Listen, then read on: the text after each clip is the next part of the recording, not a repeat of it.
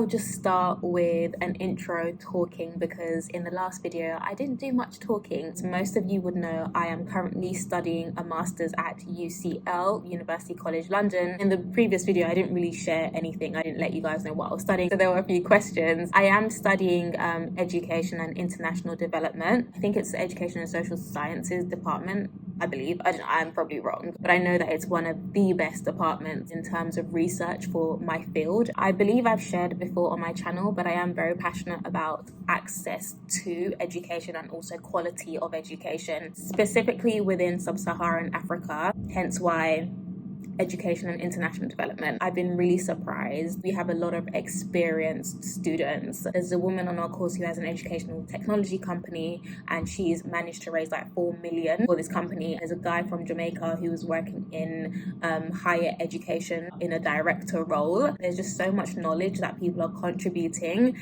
and it's making me feel really inspired. So that's one thing I'm like really glad about. There's a real diversity of knowledge being shared. Honestly, I never thought I would be doing a master's. After my undergrad, I was like, yeah, I'm done. If you're wondering, I studied education and society at the University of Warwick for my undergrad. We have what we call Russell Group universities, and I don't know if that's similar to like Ivy League universities, I'm not sure, but it's essentially like top 10 universities in the UK, and Warwick usually is on that list. So, you know, it's also a very good university. A lot of the students that I was on the course with at Warwick were either like, you know, private school educated or attended grammar schools, and I didn't. I went to the most basic secondary school you can find in London.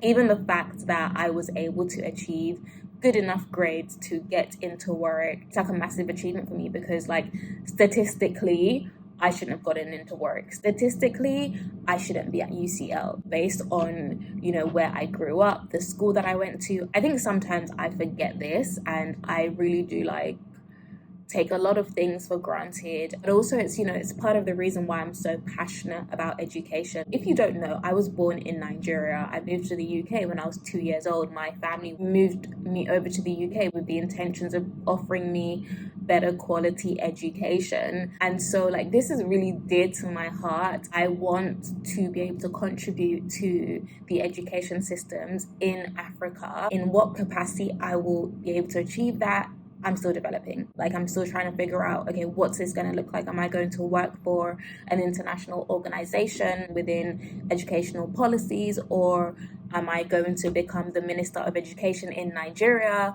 Or am I going to set up my own school? One thing I do know is that I don't want to be a teacher. Oftentimes when I tell people, oh, I studied, you know, education and society, or I'm studying education and international development, they often think, oh, you want to be a teacher? No, I don't.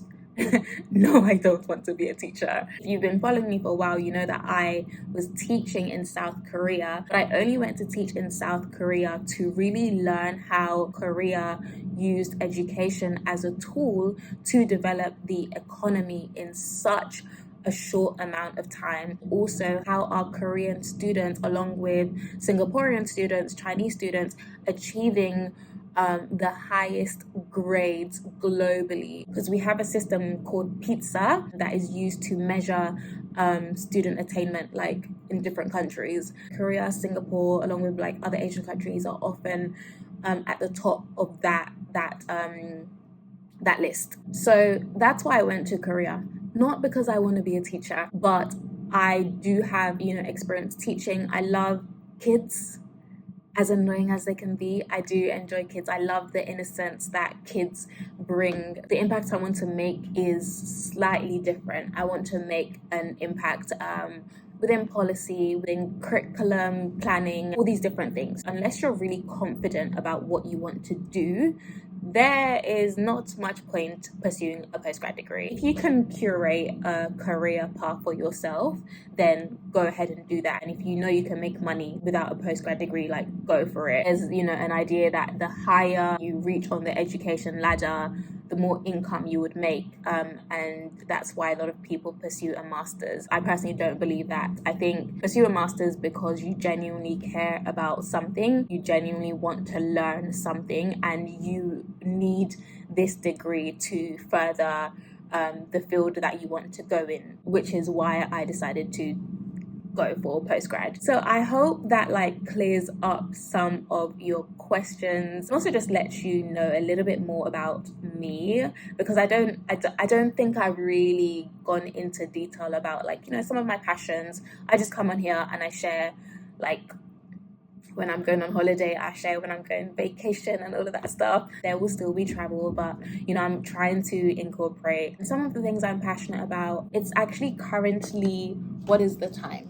I think it's, oh, I'm using my phone, but I believe it's like 9:30 p.m. and I am still on campus. I'm in the library, but I really wanted to film this for you because I promised in the comment section of my last video, and I'm trying to keep to my promises and also be consistent. If there's anything you want to know about my, you know, master's journey, if you have any questions or any specific things that you want me to share, just let me know, and I will try and incorporate them.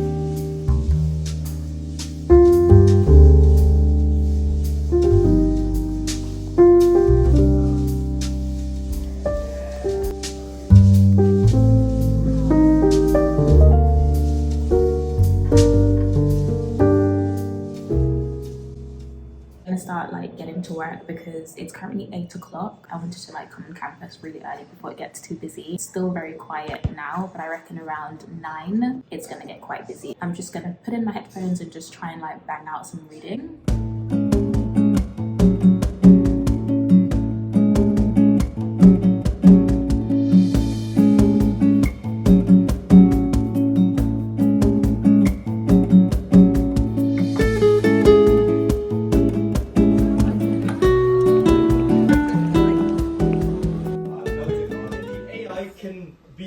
Friend and not the Terminator.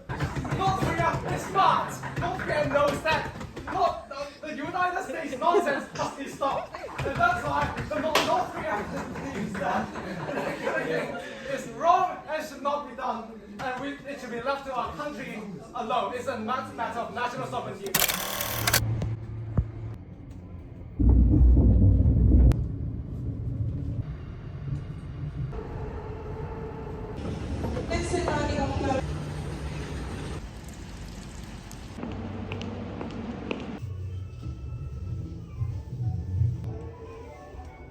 I'm so flustered.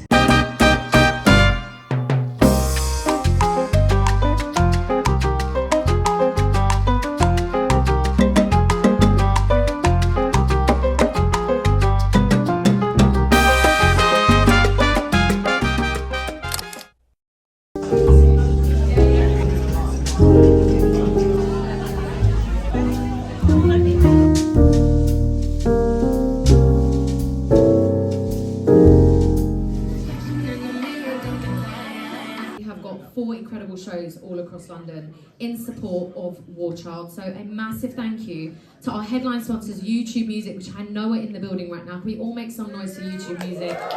I do want to take a moment to tell you about War Child, the charity that is behind the event tonight, Day of the Girl. War Child is very close to my heart because I'm actually a war baby. I was born in Iran. I came here when I was 2. If it wasn't for my mum risking her life to leave Iran because of war, I would have had a very, very different life as a girl in Iran. Wouldn't have half the opportunities I have today, and I probably wouldn't even be safe more times. But we're celebrating today to raise money to keep girls safe, because being a girl is actually really tough, let alone being a girl in countries where you are affected by war, and we all know that, right?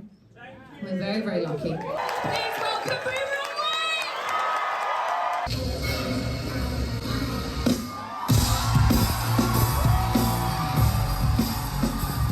Are you ready?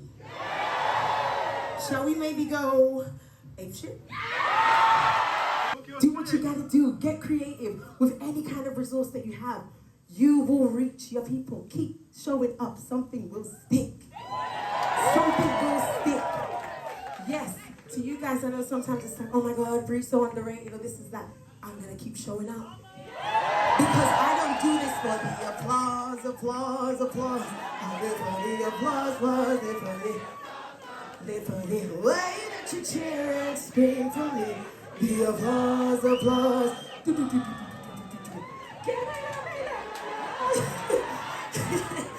I don't do it for the applause. I love music. And I love fashion. And I love empowerment. And I love keeping people confident. I love keeping people lifted. So whatever it is, I'm gonna keep showing up because something will stick. 'Cause you're such a precious diamond. Imagine finding somebody like you. Somebody like you.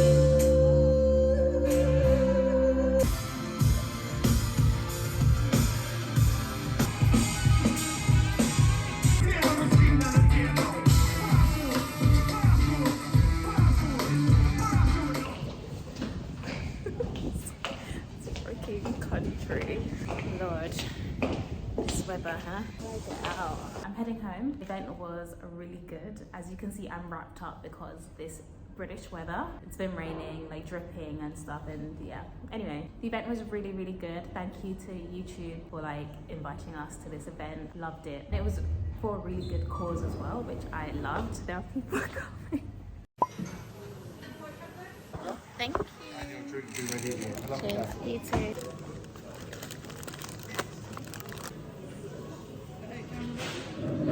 Thank you.